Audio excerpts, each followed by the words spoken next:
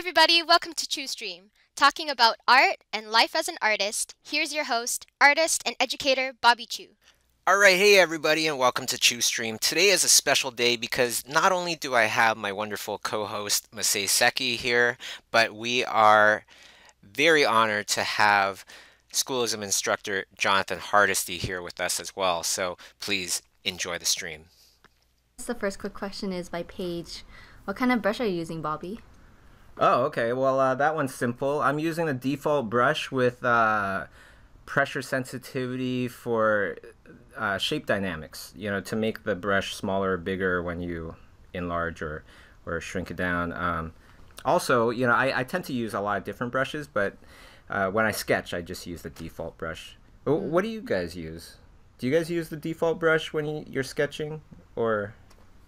Yes. You go for it, Masae. Okay. You go first. Yeah. Sometimes when I want to get it like more of a sketchbook kind of like sketchier pencil look, then I go for the texture brush. But lately I've been kind of using the same method as you, where I just go simple and just use the first brush that appears on Facebook, Awesome. Photoshop. Absorbing the different techniques. That's wonderful. What about you, John? Yeah, I like a textural brush, like something that kind of simulates. I've been using Painter a lot lately, and I use like their they have like a cover pencil, and what's important to me is what you said, like the having the shape dynamics. Man, when I'm trying to sketch something in, like it has to have those shape dynamics. You could do it you could do it without that, but it just feels so much better to have it, to be able to vary the width like that. But a lot of times lately too, especially digitally, since there's an undo button and things like that, I've been going straight in with the values too. Like I've been doing that a lot lately, like just super rough blocking and then going straight in with the values. Yeah, what's interesting is like when you are doing traditional painting, people don't ask that as much. It's true. It's Right? true. But they do ask about materials though a lot. Yes. Like at a workshop or whatever, they ask a lot. But they don't ask specifically about the brushes as often, I would say. Yeah. And it's like you use the same brush a lot of times to paint grass or a car or a person, and that's why I like to kind of show people what they can do with the default brush. Mm-hmm. But if you are interested in custom brushes, I did want to give a big shout out to my buddy Kyle, kylebrush.com. He's just obsessed with custom brushes. Gotta check that out. There's a whole bunch that are completely free. I don't know if you've seen this, John, but definitely worth checking out. Kyle Brush. Yeah, I looked him up. I actually looked him up the other day, and he's got, it's like a vast library, which is awesome too. Like, it literally whatever it's like wet media, dry media, oils. Like I was like, dang man, this guy's like. What I wanted to know when I saw his collection, I was like, what does his brush palette like or whatever like look like in Photoshop? Like I was like, I want to see like what ones he uses, like, but he probably has them organized like, he's like the great librarian of brushes. He probably, how do you, there's so many. It's awesome. It's really cool. It's totally immense. I have over 100 of his brushes, and I don't really know how to organize them. A lot of them are done in tool presets. Mm-hmm. And what he does is he uses his naming convention to help organize it all, I think. So as you scroll down, you see different series of brushes that he uses. Right. Yeah. That's the interesting thing, actually, because like that was hard for me when I was switching to digital at first, because like you said, in oils, I'll just hold my brush differently. So like, or I'll use less medium, or like if I drag it like very lightly across the surface, like I'll get this kind of dry brush effect, even if it's wet on wet. And so one brush, like you said, I can even push the bristles in on a brush and make them splay out to the side and then get like a really weird effect, So it was different for me to have to be like, okay, let me switch to something that's more textural. Let me switch to some, there are some brushes that can kind of go either way. It's almost like you have to start thinking about like almost like painting with your left hand, much more simplified brush strokes. Right, exactly. And I found that it took me a little bit to learn how to accomplish a lot with one brush stroke digitally. Do you know what I mean? Where I would accomplish a lot with one brush stroke in oils, like just by varying pressure or by whatever, it was a little bit of a transition. Right on. Yeah, it Let's was go on to interesting. the next question. Okay, so this question's by Jonathan Fournier. Do you both have stretches or physical routine that you maintain throughout your day to stay fresh and loose?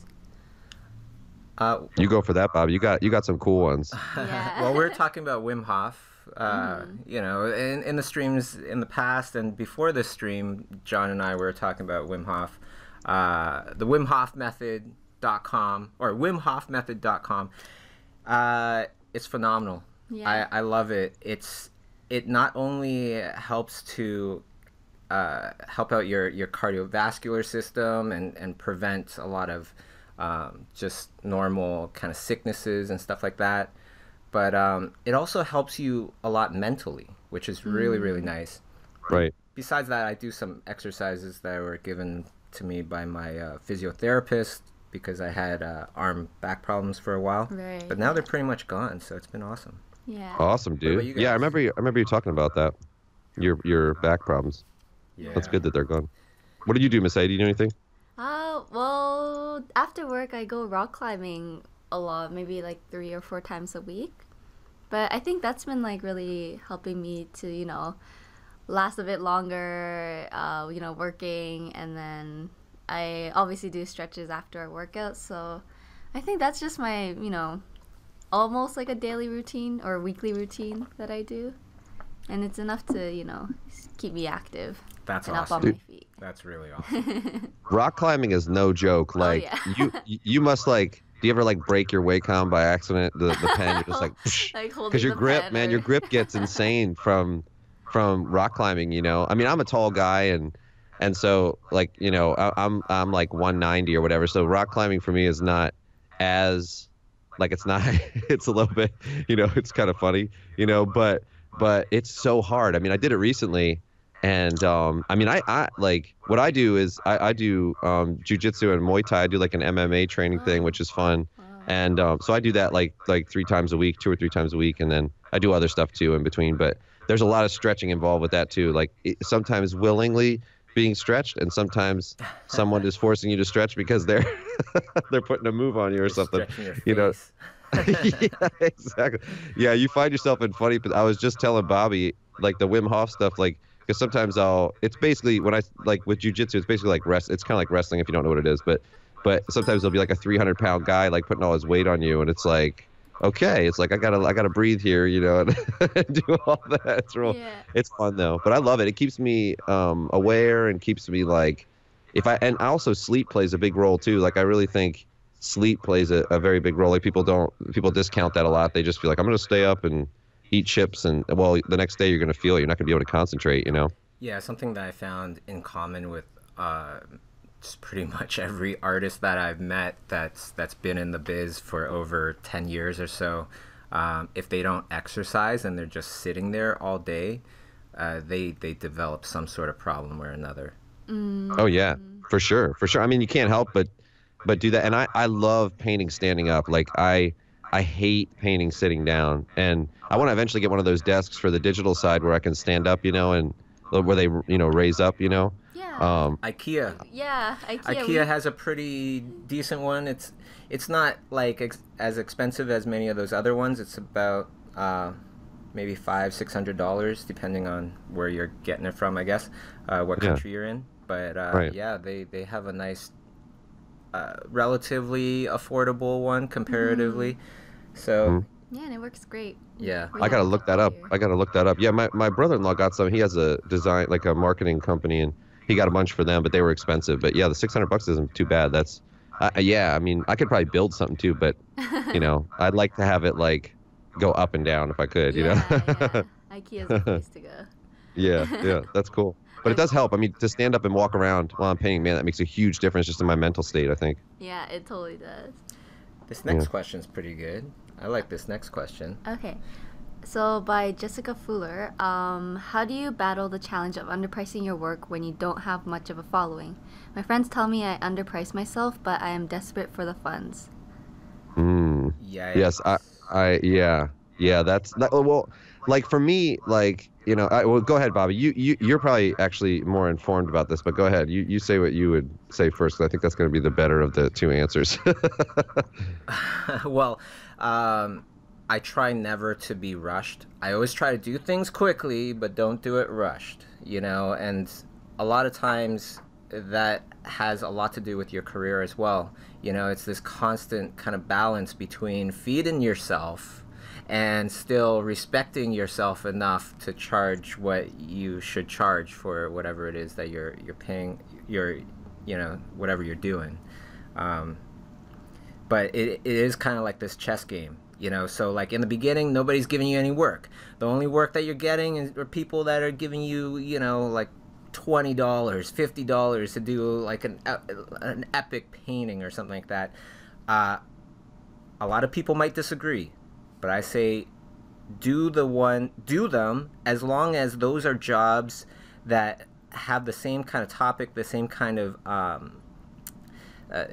sensitivity and quality and everything that you're looking for in future projects, and give them that level, or give them their $50 level and then paint over top of it afterwards until it's that, $2,000 level, and then that goes in your portfolio, that is shopped around, and that's what will attract those higher end jobs. If you always do really bad quality stuff that's rushed, stuff that you're just like, oh yeah, I guess I could do that real quick, you won't progress. Mm-hmm. Yeah, I mean, I think that's really good advice. I think, yeah, like for me, it's always a balanced approach. Like you said, like you have to, like you said, it's a chess game. It's kind of a balanced approach. But I will say a couple warnings are, the more you do stuff like that, like the more people will come to expect it, right? So like, if you're doing that for too long, like as you're getting better, and if you don't, it's scary to raise your prices and things like that, to charge more and to kind of do that, but you may lose a particular demographic or whatever, when you raise your prices, but you'll gain a new one. So I remember like the first time I sold a painting for what I wanted to sell it for. It was like a small still life. It was like 11 by 14, whatever. They're like, how much is this? I was like, $1,200. It was framed. I was like, $1,200, and they were like, okay, yeah, that's. And I was like, inside, I was like, yes, but on the outside, I was like, okay, great, I was like, yeah, like acted like, yeah, I do this all the time, that kind of thing. But what I usually say to people, like, because I get this question all the time. I don't know why, but the biggest question I get is like, can you paint my mom? Like people are like, they find out I'm an artist. They're like, can you do a portrait of my mom? And I'm like, that's the biggest question I get all the time. But I always tell them to times it by 20. Like I always say, well, whatever you think it should probably be 20. It times it by 20. Like the average person that asks me, Yeah. But the thing about it is, when they're like, oh my gosh, I can't believe you charge that much or whatever. But then I break it down by hour for them. So like for me, like if you're just starting out, right? Like, let's say you're a woodworker, right? So a woodworker that's creating custom furniture or something like that is going to make, over $100 an hour or something like that, right? And plus the materials and all that stuff or whatever. Somebody that's really skilled in what they're doing is going to make a lot more than that. So if you're just starting out, maybe you make $20 to $30 an hour or something like that, right? So if it's going to take you 10 hours, they should at least pay you $200. So a lot of times, like I like to explain it to people in terms of where you're at. Like, so if you say, well, this is where I'm at, I'm in the beginning of my career, I typically for a project would try to, as best I can, to estimate it out to be $20 to $25 an hour or whatever, and then you kind of, you roll that way, and then you can slowly raise your prices. So then when that person comes back later, you can say, well, I've had a lot more training, I've gained a lot more time, I've sort of raised my estimated hourly wage to this, and so the price of it will now be this. So then it's not like this problem where they're like, when they come back, they're like, well, you charged me $200 before, and then you're like, well, I've raised my hourly wage, sort of my estimated hourly wage. And I've found that works really well. I think, especially when somebody comes back for repeat business, and they'll understand why you're doing that. You raise it in business. People understand that you raise it for cost of living, you raise it for, your demand and all that. I don't know. What do you think about that, Bobby? You think that's Well, what? Good? That's really interesting because we kind of, I dabble occasionally in like make a painting, sell a painting. But when I work for different studios, you know, not every studio knows what you charge the other studio. So it's not as Right. open as, you know, when you're doing fine art. Interesting. Right? Yeah. So once you raise your prices and then you sell that painting for that price, all of a sudden that also gets a little scary, I would assume, Right. because you have to maintain that price. Otherwise, you're hurting the other collector that bought it for, you know, a substantial price if all of a sudden you lower your price. That's right. Yeah, you have to do that very smartly, and you can't you're absolutely right. Like you can't just jump in and be like, all right, it's 10 grand for this tiny little still life. You're like, you know, it works for David LaFell and Jeremy Lipking. Like, I'm going to do it. You know what I mean? Well, number one, like, you have to be sure that your work is like, you have to be very, very self-aware and understand where your work is. And that a lot of times that's tough for people, you know, to be self-aware enough to know really where they stand, you know? But I've always been good with pricing. Like, all the galleries have always been like, and I've always pushed them up just a touch because they're going to price it more to move it quickly, and I want to price it more for what it's worth, you know? And so usually in between what they say and what I say is usually about right, you know? And so yeah, and it's worked out fine. And I literally have sold like pretty much everything I've sent to the gallery. Like the only ones that didn't sell were early on, and they weren't my best, and I shouldn't have put them out there. You know, that was early on in my career. And I stopped doing that. I would just throw away those paintings. If it didn't turn out well, I would ditch it, you know, or fix it, you know, until it's, you know, worth it. Cause it's not even worth like sending it and spending the money to do all that. You just chalk it up to like, all right, well, that didn't work out, you know? Right on. Yeah. I find it's always tough when like your friend asks you and you're like, oh no, they'd probably want a good price. That's actually like happened to me like, too many times, and yeah, it's like this difficult like. Yeah, I remember having those kind of problems. I would just say, sorry, I just don't have any time. Yeah.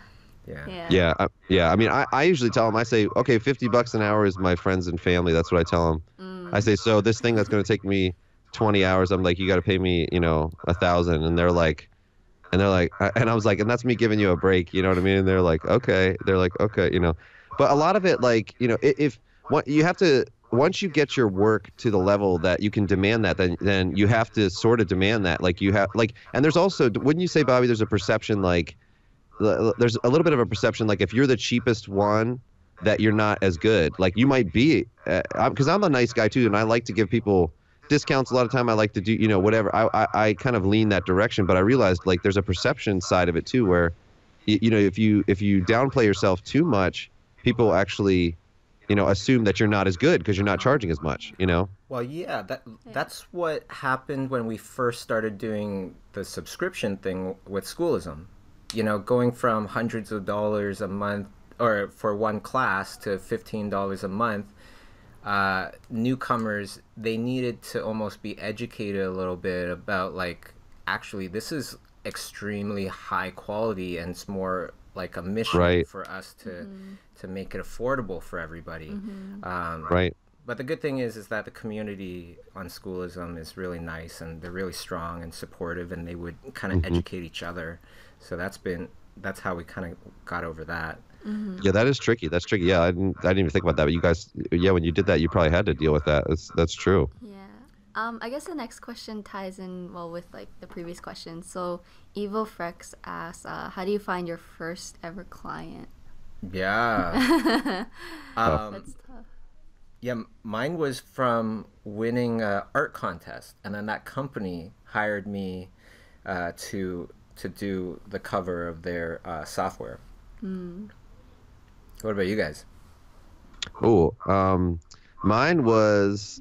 I mean, I that first painting that I sold, there was a lady who had like this small gallery, and she saw my work and put me in the gallery. And then when she was setting up, she was like, I think I'm going to buy this one. She was the one that, and she ended up selling the rest of them in her gallery, but she bought that one for me. She liked it so much, and that was the first one for me, that first painting I sold and stuff like that. And that was the one I had to play it off like, yeah, you know, I do this all the time, kind of a thing. Yeah. And then it snowballed from there, you know. What about you, Masae?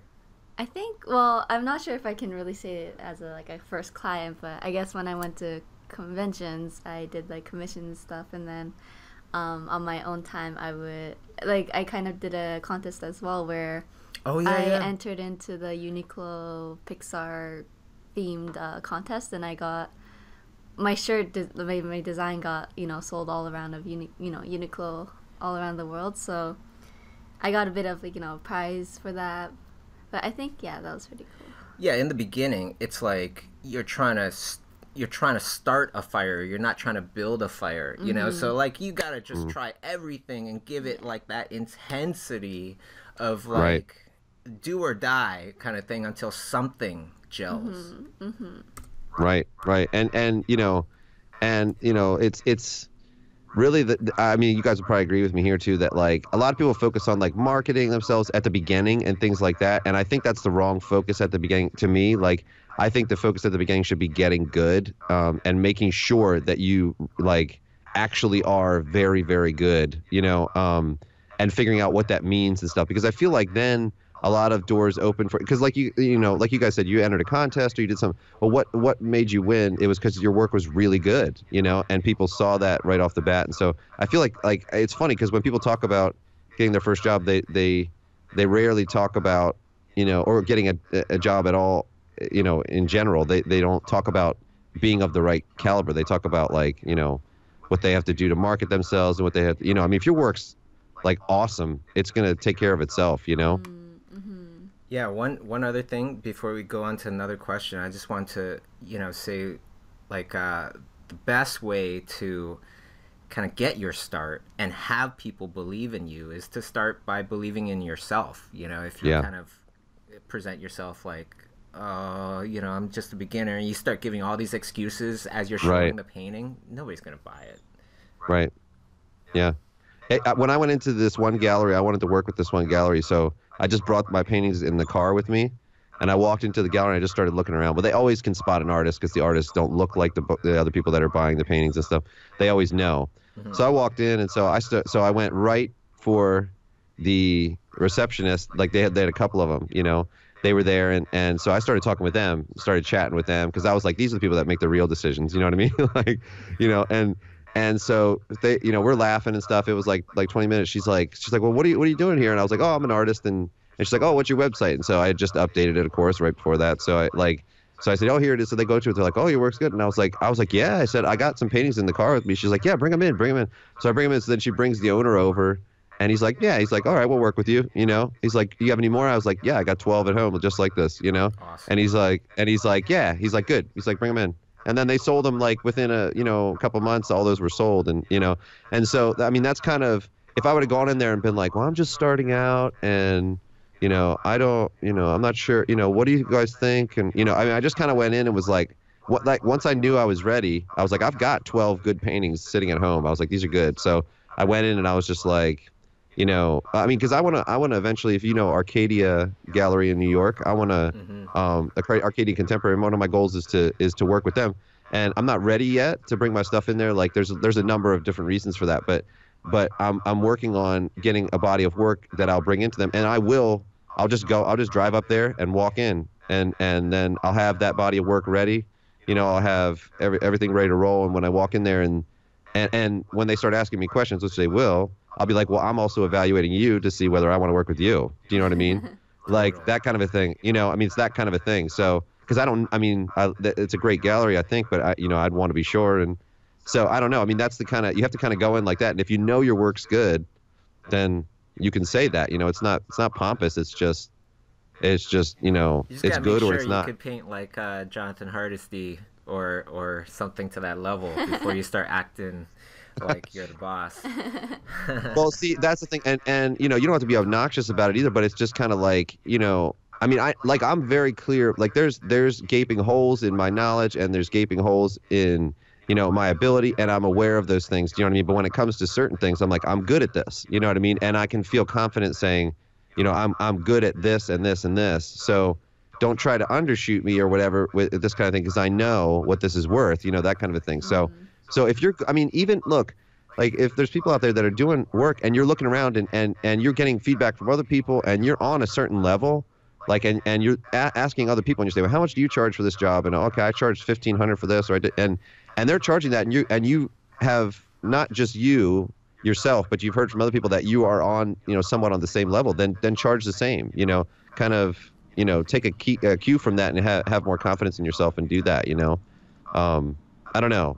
Yeah, I mean, it's tricky. It is tricky, but I think, get good, and then you can be confident in that ability, And you know what? It's like people that we talked a little bit about, don't be overconfident. But Right. I think Right. like true confidence is fine. The stuff that we're talking about, overconfidence, usually people actually seem cocky to us when it's like you can tell that they're overcompensating for how they truly feel about themselves. Right. Exactly. Right. Exactly. So they try to puff out their chest and they try to, say, okay, I'm the shit, and like you should be thankful to be working with me. That kind of thing. It's very transparent. Yeah. Well, let me tell you something. Training in an MMA gym, if you want to see overcompensation happen, like that is the place to see it. Like, I can't tell you guys how many times people come in. It was really nice for me because I could go in and they were like, "What do you know?" And I was like, "Literally nothing." I was like, the last time I got in a fight, I was like 11 years old or something. And they were like, "Okay," and that's probably refreshing to them, But there's people that come in all the time, and without fail, the guys that come in that are really good, they're very confident, like they're not, dismayed by anything, and they come in confidently, but they're never coming in like, "Oh yeah, like one time this guy in this bar tried to fight," I mean, it's never like that. Like there's never discussion like that. It's just, yeah, okay, let's roll now. Let's go, and then the second you start doing something with them, and that's the other thing too, guys. Like, if you've spent time on your fundamentals, I mean, look at what Bobby's doing here, right? I mean, this is all fundamentals, man. Like, this is all fundamentals, and this is like, these heads look professional. Like, these heads look professional. Like, I mean, it's just over and over. He could do this over and over. This is just sweat and blood that has gotten him to this point. You know what I mean? And so you can't fake this. Like, a professional is going to know whether you have paid the price or not. You know what I mean? Like, another professional is going to look at Bobby's work in 2 seconds and be able to know, okay, you paid the price or you didn't. Do you know what I mean? I know you stayed home and didn't do this and didn't do that and stayed up late working on this. And I mean, it's all, you can just see it in somebody's work ethic, and you can see it in their work. So if you work hard and you're smart about it and you get really good, other professionals will see it. They know, they know right off the bat. I mean, right, Bobby? I mean, it's pretty quick and easy to see whether someone has spent the time or not. Especially for people that can do it, they know if you can do it or not, or if you're faking. Right. Exactly. Like, this guy came into the gym, and it was like a week and a half ago, and we were getting ready to spar, so we started sparring on the Muay Thai night, and I threw one punch at him, and he dodged it, and I said, have you done boxing? And he goes, and I don't even know, I'm not even one of the better ones in there, but I said, have you done boxing? He goes, yeah. I was like, oh, awesome. I was like, you got to show me some stuff. And he was like, yeah, sure. Just one dodge of the punch, and I knew that he knew what he was doing. Do you know what I mean? Like, and that's the kind of thing where with that, and I'm not even like on the upper level in there. So those guys who are really good, they would know in 2 seconds. And it's the same for artists. Like, when they look at your portfolio and they look at your work, it's like Marshall Vandriff said to me once that he could tell whether someone was trained or whether they've spent the time or not based on their ellipses. That's what he said. And I think it's stuff like that it's really true, like whether they can draw ellipses properly or not, like it's little things like that you can just see it right off the bat. So that's a good thing too. If you spend the time and you get to that point, that's a good thing, because you won't be able to hide your skill. Right on. Well, there's still a million questions, so let's go on to the next one, Masae. Okay. I'm too gabby. Oh, no worries. This is a quick one. So Ilianai asks, when will you guys be coming to Curitiba / Brazil?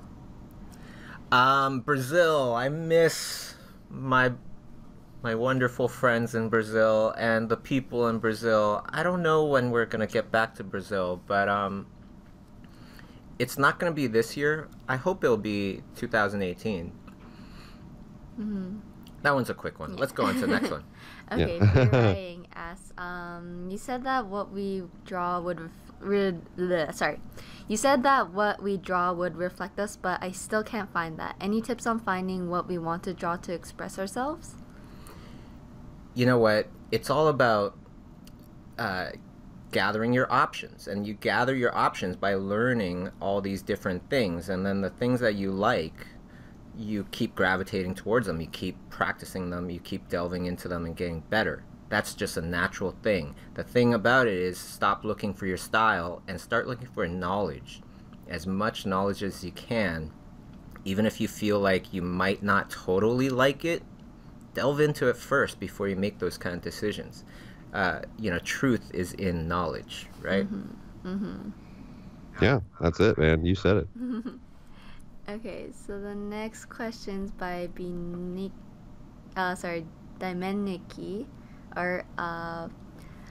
Bobby, it's possible that you make a video about recommendations for working to prevent injuries, like sitting... Oh, sorry, he's asking if it's possible to make a video about recommendations for working to prevent injuries, like sitting, position of computer, chairs. That would just be a video of me getting my butt off my chair and doing stuff, just like, don't sit there all day, right? Yeah. I don't know, we both have standing desks, Masae and I.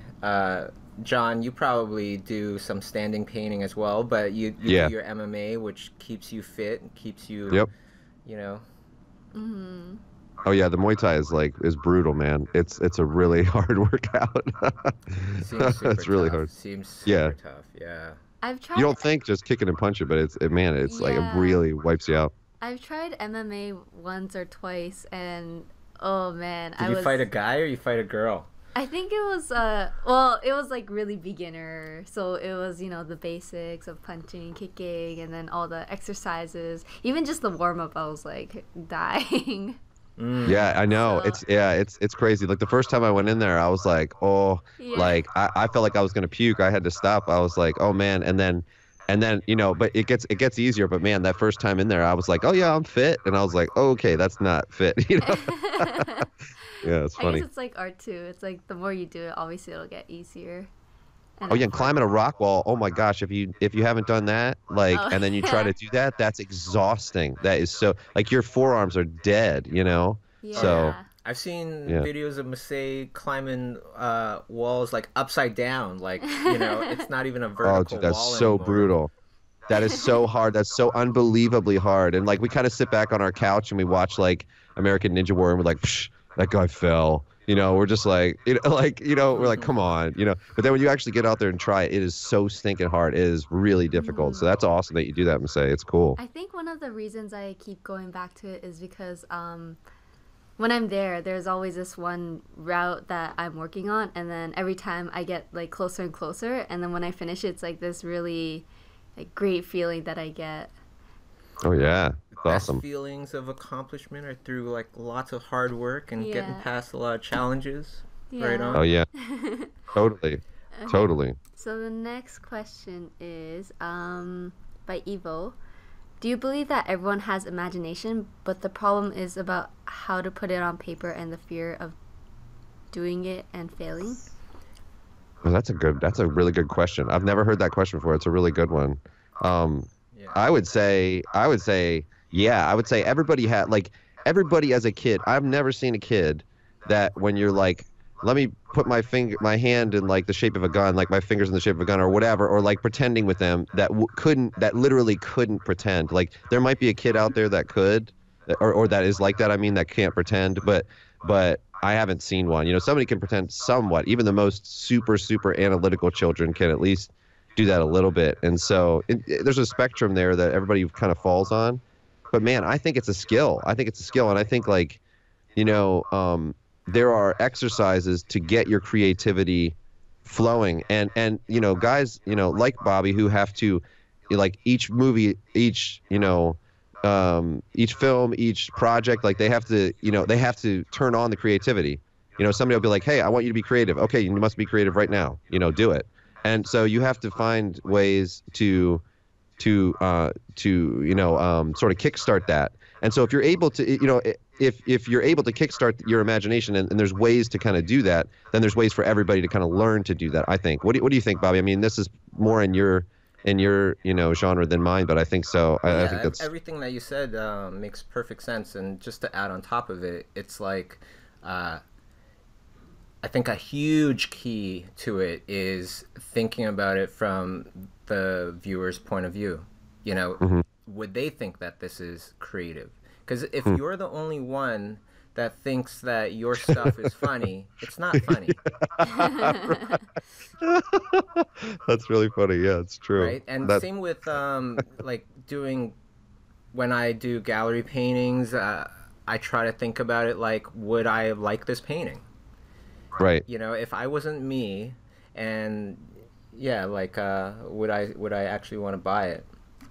Right, because there's a big difference between people saying, "Oh, that's good," or people wanting to buy it. There's a big difference. Yeah, so just really try to tap into that third person point of view, and that, I think, is something that will help in creativity that not a lot of people talk about. Yeah, and I think, do you think part of that too, Bobby, comes through like learning, like your taste going up, like a chef learning what good food is? It's kind of like, as an artist, you learn what good designs are, or what funny, like as a comedian, you learn what's funny, or you learn what, and so you have to spend some time really looking at how other people are imaginative, what they do, and then find a way to kind of incorporate that into your own work in your own way. Yeah, to get better at, knowing how people are going to react. It's a lot of self-reflection as well. Yeah, for sure. Okay, cool. So the next question is by Noang. How long does it take you to finish concept and full on illustration? Or how long does it take you to finish a concept?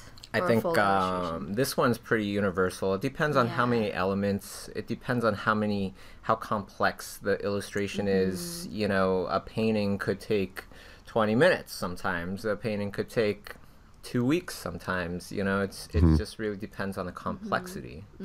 And how many times the art director sends it back to you. Sorry, Masae, I'm talking over time. And I can only imagine that doing traditional for you, Jonathan, it takes way longer than it would on digital. It depends, actually, surprisingly. So, like, I'll have, like, I've sold paintings that, like, studies I've done of Marie. Like, if I just do, like, an alla prima study, like, I can do it pretty big, like 18 by 24, and finish it in, like, a couple hours. And if the painting is good, then I can sell that for sometimes what I spent for, like, a week on a still life or something. Like, it depends on, it totally depends on the situation, but sometimes it's fast. I mean, more often than not, like when I have to wait for drying times or I have to do certain things like that, I usually have multiple projects going on at once for that reason, so that I can always be working, on something like that. But yeah, that drying time and the lack of undo, you have to, you have to account for that. But yeah, you can work pretty fast. I mean, I usually work wet into wet, and so I'm working pretty fast. I mean, I can get a lot done in 2 hours. So. Wow. Very cool. Very cool. That's pretty fast. That's when somebody knows their stuff. That's true. They could paint as fast as a digital painting. Well, yeah, but it's like, it can't be anything complex. Do you know what I mean? Like, like if there's like a really complex composition or something like that, like, I've seen people do like an environment in like 4 hours, 3 or 4 hours or something, and it's really cool and get like that, like something that's more complex, like a lot involved with it, like a lot of different mixtures, a lot of that's when it starts to take a little bit more time. But like, a portrait study or like a quick still life study or something like that, yeah, I can bang that out. Right on. So. Okay, so the next question's by Pika Pate Animations. Does it always feel like no one ever gives you that starting chance? Because your work is subpar, no one gives you an opportunity to grow? It's always a test in the beginning. Do you really want to be an artist? I feel like life tests us all many times, and especially with artists, problems will always come when you're working hard, because fate wants to test you to see how dedicated you are to your goals. So you gotta just muscle through. You gotta get past that point where last year you would have gave up. Then the reward comes. Then you jump to that next level. I've seen it time and time again. Oh yeah. Yeah, I mean, you've got like you like make it happen. Do you know what I mean? Like that's what I tell people, like, okay, well, what somebody's not giving you your then double your work effort. Then when they won't give it to you again, then double your work effort. You know what I mean? Like, I mean, if you think about it, like if you think about like let's say you were like a black guy living in 1960 and you wanted to be a successful businessman. Well, that has happened, right? There's people that have done that and have been extremely successful businessmen. Who knows what kind of stuff they had to encounter, how like, and theirs was not even based on their skill level. It was based on, some kind of prejudice or something. So, all these different situations where they were dealing with that they had to conquer that, how many times they had to redouble their efforts just to get where everybody else was normally, and it's not even their fault. So, it's kind of, when I see stories like that, it's really inspiring because it's like, make it happen, like, work harder. Like, don't take that failure or that, when something like that happens, you have a choice. It's like, all right, if you're not going to give up, which is probably not going to be your choice, if you're not going to give up, then just work harder, and you have to just kind of view it that way. I don't know. Yeah. To add on top of that, there's this wonderful book that most of you guys know, which is called Outliers by Malcolm Gladwell. And he talks about, I think it was hockey players. And he was saying that people born in a certain year, they will do better than the majority of other people in that same age group. Because why? Because as a child, you think about how you start off the year and how you end off the year. It's completely different. You might grow like 2 inches, that kind of thing. So people that are born in, say, December, they're in the same grade as somebody born in January. Right, so then all the better, or all the people that have more time to develop generally will be better at the sports and everything because their bodies have developed more, which is fine. But the cool thing about it is the best hockey players, many of them are actually born in December. They're born late in the year because they had to deal with those challenges, and it made you even stronger because you had to deal with all these challenges that the others didn't. So think about it like that as well. Life is giving you a gift. As long as you make it into a gift, and that is the gift, that it's throwing crap in your face and making it more difficult for you. And then once you get past that, you will be stronger than the ones that didn't get that crap in their face. Totally. Like, I mean, I view like my art career kind of like, and I talk about this a lot on my stream, and like just what I do. Like, I talk about it in relation to like my marriage or like with my kids or something like that, right? It's like, if you only had this easy ride and well, what happens? Like when you see kids like that get everything they want all the time, they're saying to their parents in the grocery store, "I hate you," and whatever. They're like, it ruins them, like for them to get everything they want all the time. So then the opposite has to be true. If you're having to struggle and you are forced to kind of decide what type of person you are and what's important and it makes you stronger, and people have asked me like, why you're getting older, like why do you want to do this MMA thing, and why, because the interesting thing about it is because a lot of people that I know are like, you're dumb, why are you doing this is stupid, but the thing is the reason I'm doing it is because staying on the edge there and doing something that you're not good at, having to push through it, having to work hard, having to actually experience physical pain, having to do all that, like it gives me the right clarity in all areas, that's like what you realize is that the struggle is the blessing, so to speak. You know what I mean? Like those, I used to when I first had kids, a lot of people don't talk about this. When I first had kids, it was really annoying to take care of them. You know what I mean? Like I loved my kids, but my kids were like 2 and 3. They wanted me to sit down and play this like really boring board game or something, and I'm just for like the 800th time, and I'm like, oh my gosh, I can't do this. Like and I used to be like, I can't wait until they're this age, or I can't wait till they're this age, and I can't wait till they're this age. And then I realized I was like, I'm looking at this the wrong way. I should be looking at this like I need to enjoy the process, like the work, enjoy the work that's involved and fall in love with the work, and stop thinking about, I can't wait till I get to this place or get to this place. So wherever you're at as an artist, fall in love with the work. Like if you fall in love with the work, like, when you get successful, when you're successful, you'll just keep working. if you're falling in love with the end result, as soon as you become successful, guess what will happen? You will completely slack off. And you'll be like, I made it. I'm good. I just wanted people to think I was good. Now they think I'm good, and so I'm good to go, you know? But if you fall in love with the work, you'll just keep growing, and then it's a lifelong thing. And so that's really changed my attitude with my kids. Now, when I'm doing something I don't like to do, I force myself to do it, and then what happens is like most things, when I force myself to do it, I end up really enjoying it, and I'm pouring into them, and that's what life's about, and it's much better. So, anyways, I know I was long-winded, but hopefully that helps. No, That's awesome. really great. I remember consciously trying to fall in love with art, you know, and it's funny when people ask me, you know, what do I do in my spare time, and then they're like surprised when I say I paint and draw. You know, it's not like I'm in love with art. It's not like I'm married to art anymore. Art and I are one. It's more like we're conjoined twins, like Quado from Total Recall. Right. It's just point. it's a lifestyle. Right on. Yeah. All right, Yeah. next question. Okay. Yeah. I love that. I have to. I'm picturing an image of you, Bobby, like with just like art, some kind of art symbol, and you like as conjoined twins. You got to do a concept of that or something. Okay. So the next question is by Contagious Bass or Bass. I want to be a comic book artist. Should I take temporary jobs and work on becoming that on the side, or should I just go all in? Depends how many responsibilities you got, you know. Yeah.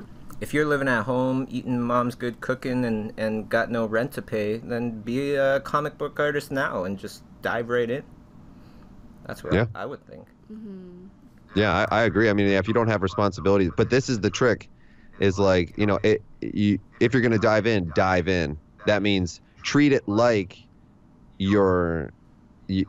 treat it like you have to be successful in order to survive. You know, like if you're in a comfortable situation, you have a really good opportunity and a fantastic opportunity to, you know, be able to spend all your time doing it. So spend all your time doing it. Don't play.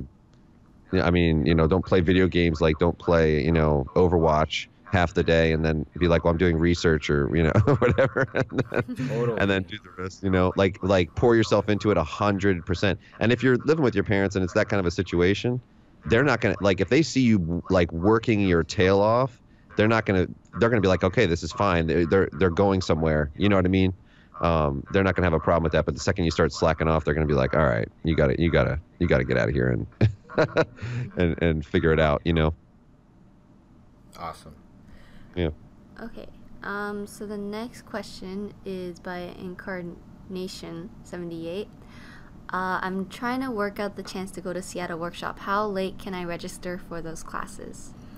As long as we have tickets. Yeah. You know, so try to register soon. Because that's going to be a stellar lineup. You got, for those of you that don't know, March 2nd and 3rd, Andrea Blasic, the amazing sculptor, Chris Sasaki from Pixar, Ryan Lang from Marvel and Disney, Jesper Eising from Magic the Gathering, Victoria Ying from Sony and Disney, Jeff Turley from Disney. It's going to be way more knowledge than you can handle, which is fantastic. You know, so just get there. Your mind will be blown. Okay, so the next question is by Abdallah. Hey Bobby, through your interviews and your talks with animators, how can someone approach studying acting efficiently?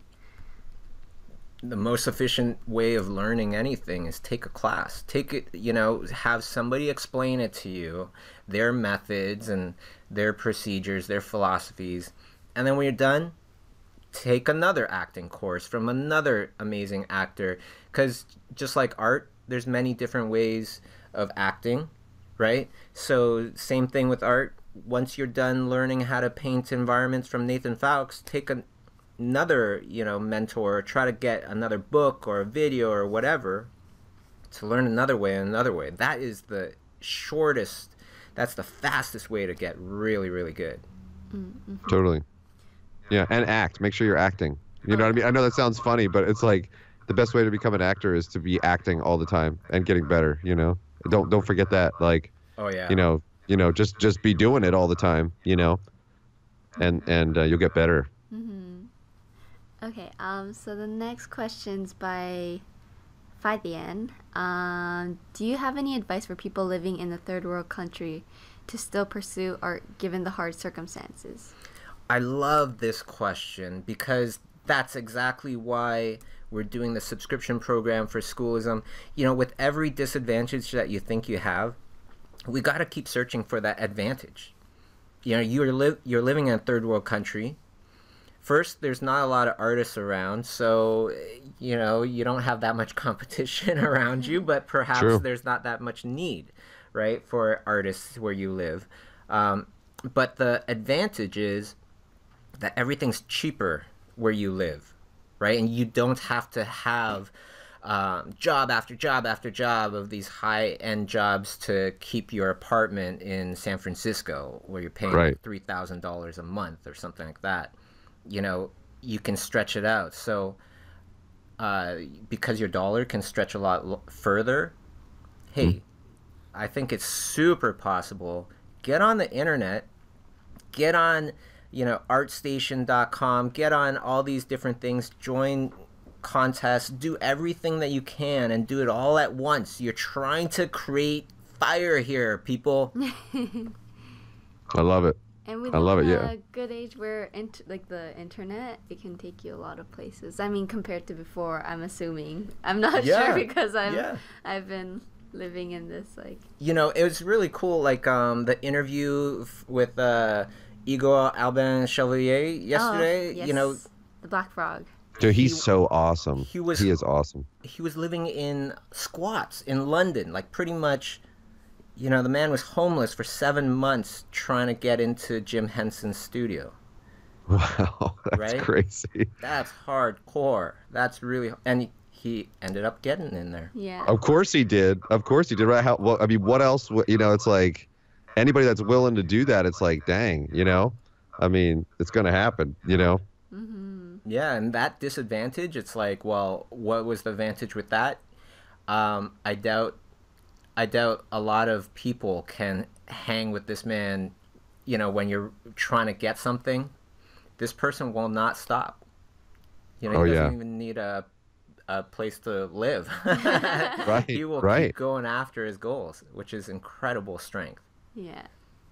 I just Totally, I mean- I just remember the bread story, how he just kept on eating bread and that's it when he was. Yeah, food from his Oh. friends. Yeah. Otherwise, it's just white bread.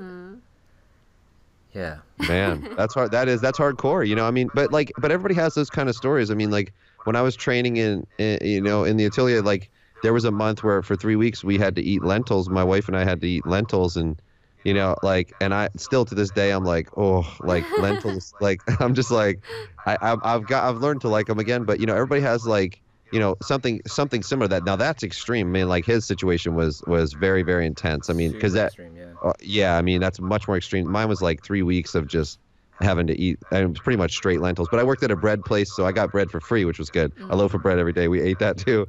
But yeah. So I mean, everybody has like kind of those stories. But it's I mean that's built up a resolve in me. I'm sure it is with him. Like if I fail now for some reason, if something happens and I fail or whatever, I'm just gonna build it right back up. So so what? I'll get in a small apartment. My family, they're not going to care. My kids are going to care more about me being there and loving them than a huge house or whatever. You know what I mean?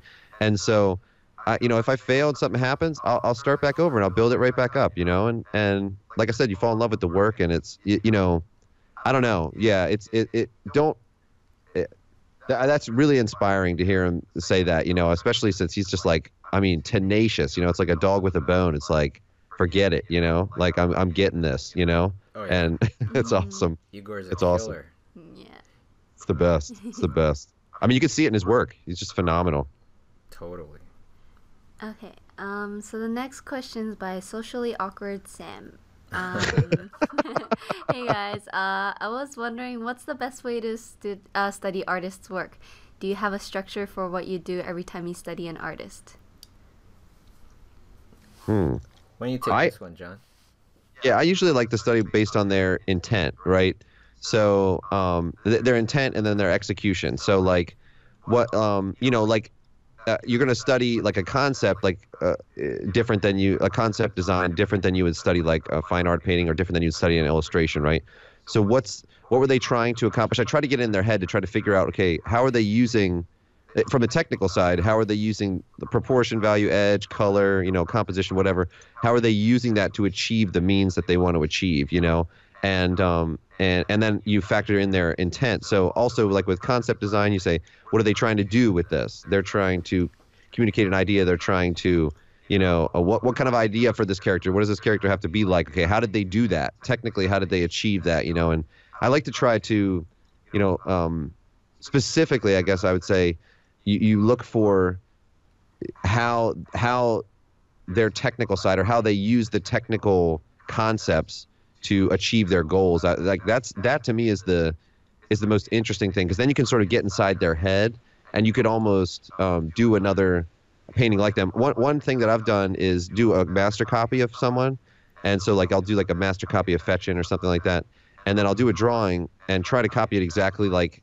Fetchin did it. But then I'll try to do a drawing on my own, like I'm pretending to be Fetchin. Do you know what I mean? What choices would he make? Right, and yeah, and that's a good word for it too, Bobby. Like choices, not just what pencil do I use or what, it's not just that. It's what choices would I make as him, and try to kind of get into his head that way, and so that's a good way to study it, I think, But you want to add to that, Bobby? I think that, Well, I think that's also coincides with what we're saying about the fastest way to grow is to take a class, because what do they do in the class? The teacher tells you, what am I thinking when I'm doing this? Right, exactly. Exactly what you were talking about, yeah.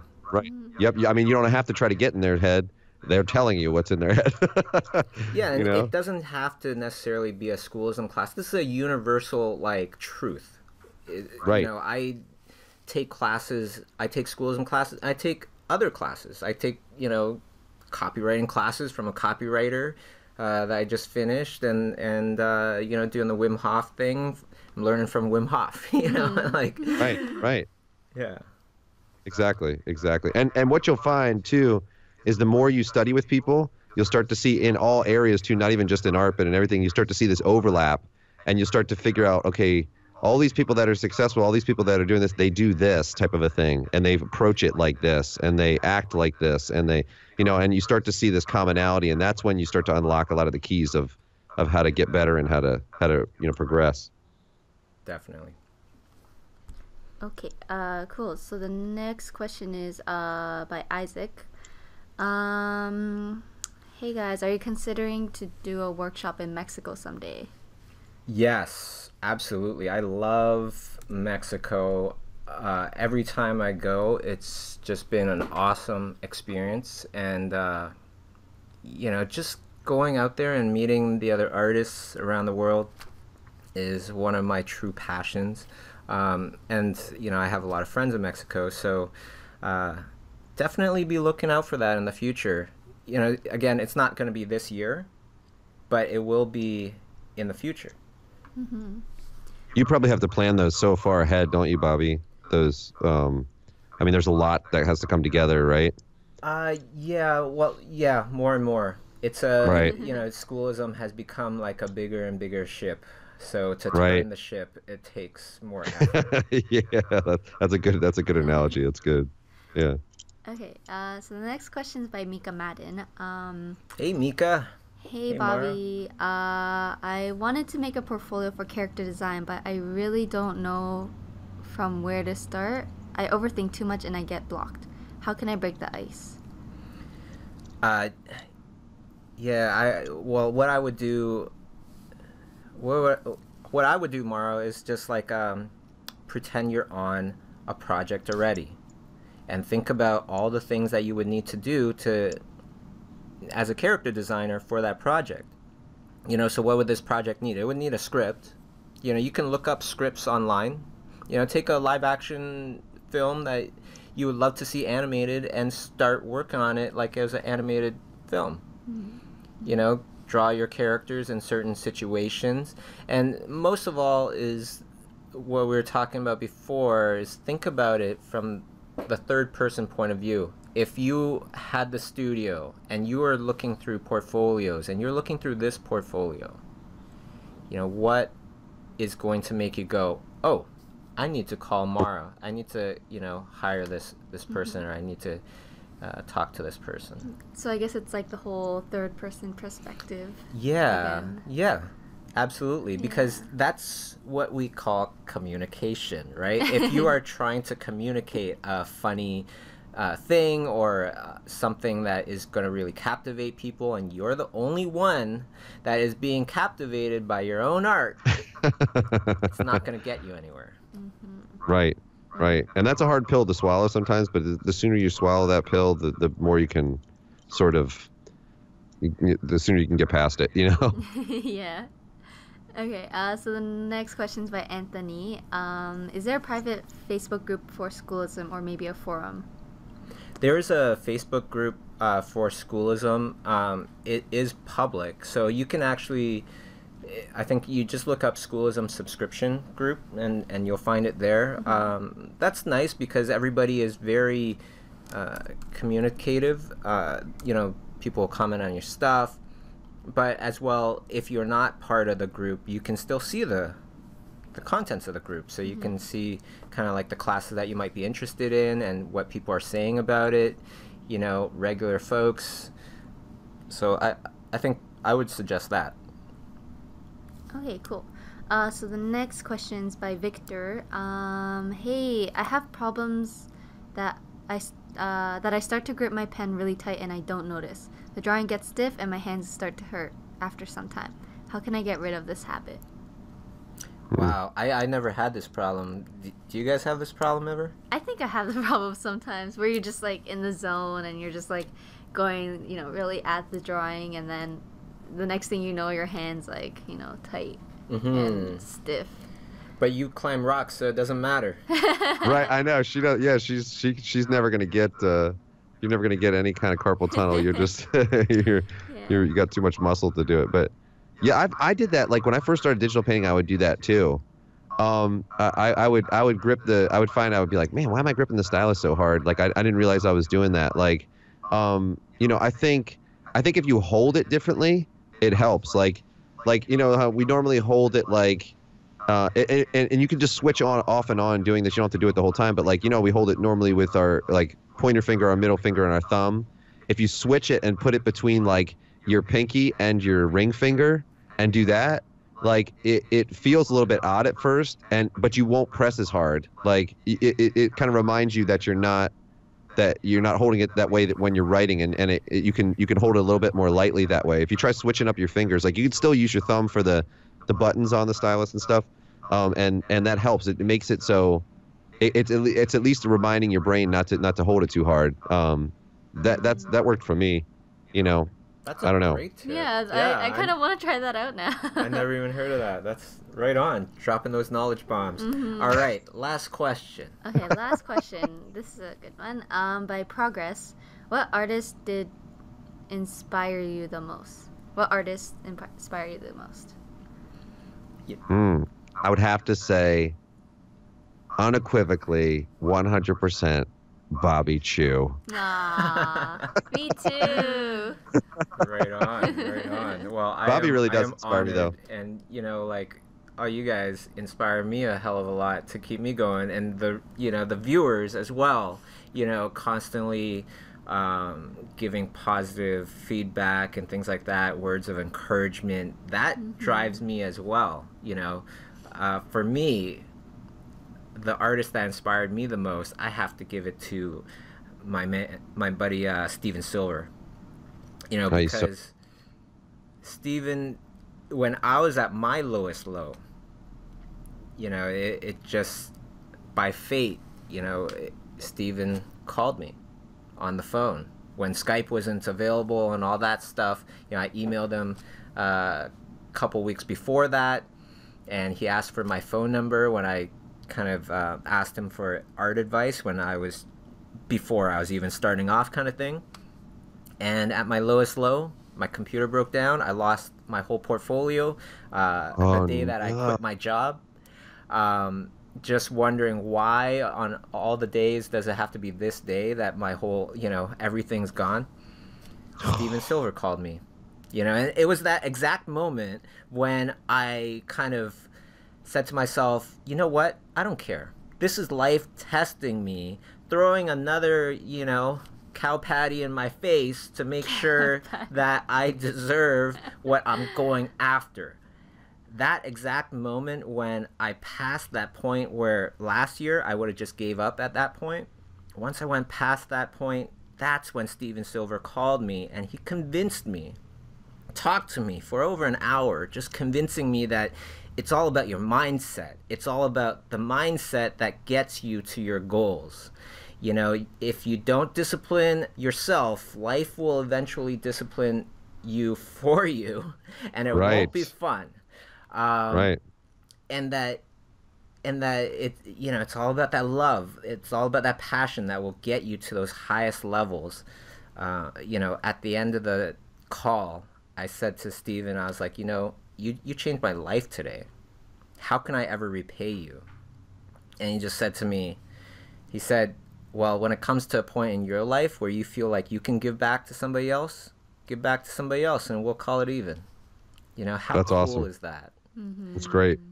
It's really good. And look, art is it's freaking hard, It's really hard to do this, So, we got to help each other. Like, it doesn't mean you don't critique somebody. Like, critiques are great, but also, know that, like in that type of a situation, be willing to, to help somebody along and be willing to do that. Like, regardless of what stage you're at, pour back in to other people like that. I mean, and you can see it makes a huge difference, and how many other artists now, which is so interesting about what Steven Silver did for you, Bobby, is how many artists now through schoolism are being affected by what he did.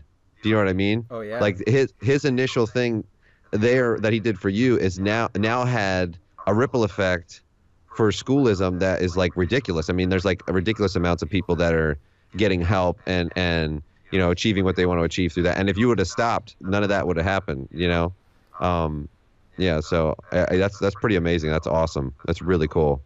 I never would have met you, John. So... I know, right? I remember meeting you like at the top of, it was like in that party thing for like concept art, like Yeah. what was that? You were asking me about gallery shows or something, I think. That was in Dallas, Texas. Yeah. Probably, I want to say like 8 years ago, something like that. We Uh-huh. were at the Massive Black Workshop together. And that's when I met you in person for the very first time. Yeah, and I was like, oh, I like this guy. I was like, he's cool, Instant Oh. romance. Aw. That's that was right. great. That's right. That's right, man. That's right. And I remember thinking too when I was up there, because like Andrew Jones and like some of the other guys, they were like, why don't you come up? Like Jason Manley was like, come on up to the, come on. And I was like, and so I was up there and I was kind of like, should I be here? I was like, I don't really think I should be here. Like I felt kind of like, I'm not sure, like, but it was nice that they invited me up, and everything. And I was like, kind of just then starting to get rolling, you know what I mean? So, all those guys played a huge role with me early on too. I mean, the whole concept art thing when I was, I mean, there were so many people that I just wanted to quit so much that, they would keep me going and just be like, yeah, you can do it, man. Keep going, and just, there's so many people that did that. It was, yeah, it's awesome. Nothing as really specific as Steven Silver for you, but a lot of people that contributed that way. It's very interesting. Yeah, you forget about that. I guess once you're on the other side, you tend to forget about it unless you talk about it, which is interesting. It's kind of bringing me back to those early days when I really did want to quit. Totally. That's why I love these streams, and definitely, come back next week, Friday, for another ChiuStream. We're going to be doing this regularly, as much as I can anyways. And next week, we're going to have creature designer extraordinaire, one of the most knowledgeable creature designers I've ever met. Actually, I would say the most knowledgeable, Terrell Whitlatch, Star So Wars good. fame, and Jumanji, and, just a slew of amazing projects. She also works with scientists and all this stuff. crazy amounts of knowledge. I feel like a little kid when I'm talking to her about creatures, and that's what I do for a living. So that's kind of funny like that. But yeah, I just wanted to give a big shout out to Katie Jackson. She said that she is a game artist now because of Schoolism, and I've seen Katie Jackson online many times. So definitely deserves a big shout out. So thank you everybody for tuning in, and especially to my wonderful co-hosts Masae and John. Thank you guys for joining me on this chat, because I learned a lot, and I'm always awesome to hang out with you guys. It's awesome. It's always awesome. I love it. All right, so take care everybody, and see you guys next time. Bye. Thanks guys, great questions. Want more to listen to while you draw and paint? Remember to visit schoolism.com. You'll find art courses, live workshops, and over 100 free video interviews with many of the top artists in the art industry. Where do professionals go to keep learning? Schoolism.com.